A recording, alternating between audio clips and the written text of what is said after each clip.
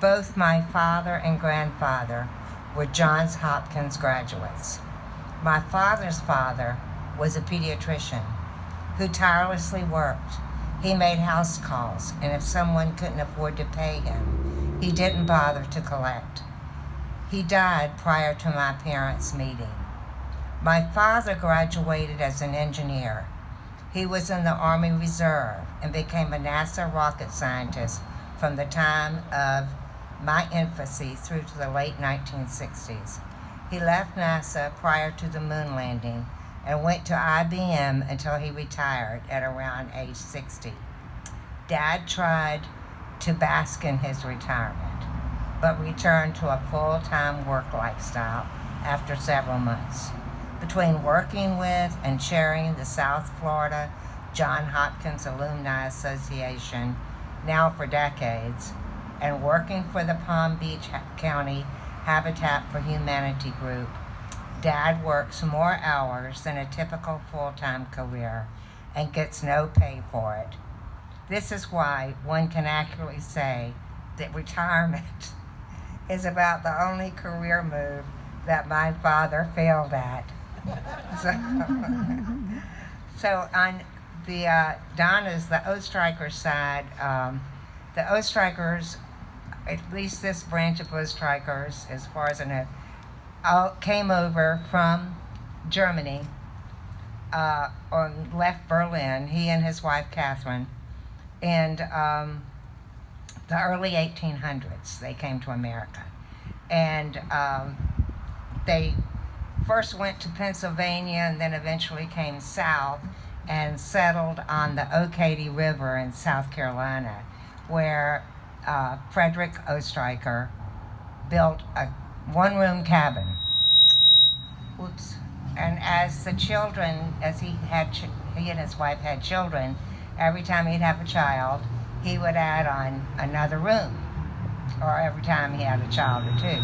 So later, their oldest son, Frederick, by the way, is my great-great-grandfather.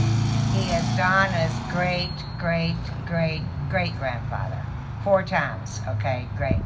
And then their oldest son, Jacob, ended up living on Spring Island in South Carolina, which is right by Hilton Head.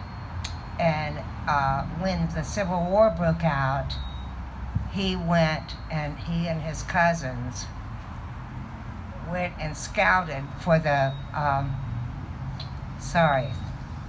Southern Army. What's it called?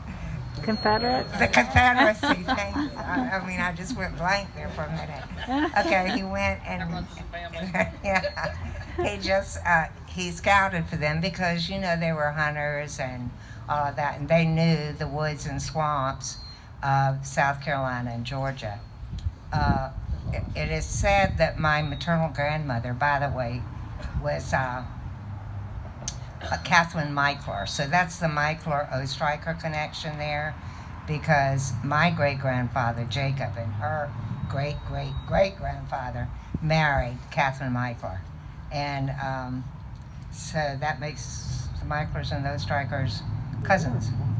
And so then it is said that Catherine, during the Civil War, and I've always assumed that it was when Sherman was marching across Georgia and marched to the sea, that she ended up having to run and live in a boxcar to escape the Union Army, she and 2 or 3 of her children.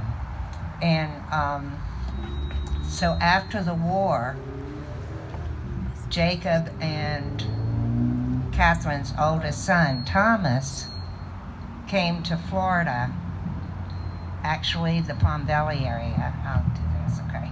The Palm Valley area with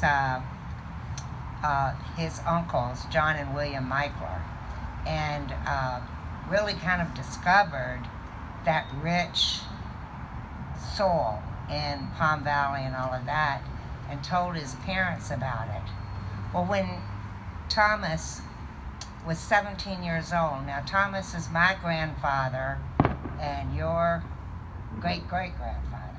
So when Thomas was 17 years old, both of his parents had died, and they'd had a horrible time during the Civil War.